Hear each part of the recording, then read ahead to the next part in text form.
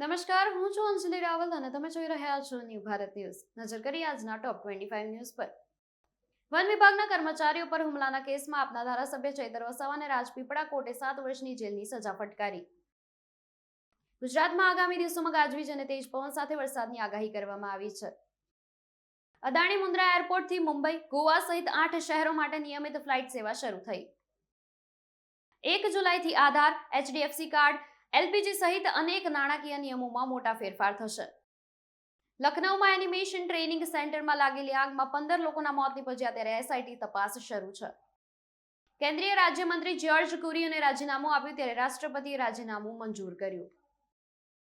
અમદાવાદની 149મી રથયાત્રા માટે 18 ગજરાજ અને ભગવાનોના 7 જોડી વિશેષ વાહનની તૈયારીઓ પૂર્ણતાના આરે.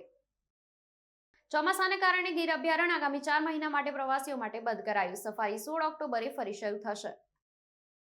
અમદાવાદમાં ઝાડા ઉલટી અને ગેસ્ટ્રોના કેસમાં વધારો થતા આરોગ્ય તંત્ર એલર્ટ મોડમાં આવ્યું. સેન્સેક્સ 700 થી વધુ પોઈન્ટ તૂટ્યો ત્યારે નિફ્ટી 23,900 ની નીચે સરકતા રોકાણકારોમાં ચિંતા વધી.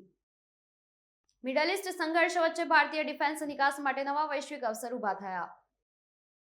નીટ પેપર લીક મુદ્દે શિક્ષણ મંત્રીના રાજીનામાની માંગ સાથે અનોખું ડાયપર ડોનેશન વિરોધ શરૂ થયું. ચોમાસા દરમિયાન જોખમી વિસ્તારો અને ડાયવર્ઝન પર AMC ટ્રાફિક માર્શલ તૈનાત કરશે. ગુજરાતમાં આજથી શાળા પ્રવેશોત્સવ અને કન્યા કેળવણી મહોત્સવનો પ્રારંભ થયો. સોના ચાંદીના ભાવમાં મોટો ઘટાડો થયો ત્યારે ખરીદદારોને રાહત મળી. CBSEના રીએવેલ્યુએશનમાં વિદ્યાર્થીનીને 500માંથી 500 ગુણ મળતા બોર્ડની બેદરકારી સામે આવી. નોકરી બદલ્યા બાદ PF એકાઉન્ટ મર્જ કરાવવું કર્મચારીઓ માટે ફાયદાકારક બની શકે છે. નાસાએ શક્તિશાળી સુપર અલ નીનોની ચેતવણી આપી ત્યારે ભારતના ચોમાસા પર અસરની આશંકા છે. પોસ્ટ ઓફિસની ટાઈમ ડિપોઝિટ સ્કીમમાં ₹4 લાખના રોકાણ પર લાખોનું વ્યાજ મેળવી શકાય છે. રિષભ પંત દિલ્હી કેપિટલ્સમાં પરત ફર્યા ત્યારે કુલદીપ યાદવ લખનઉ સુપર જાયન્ટ્સમાં ટ્રેડ થયા.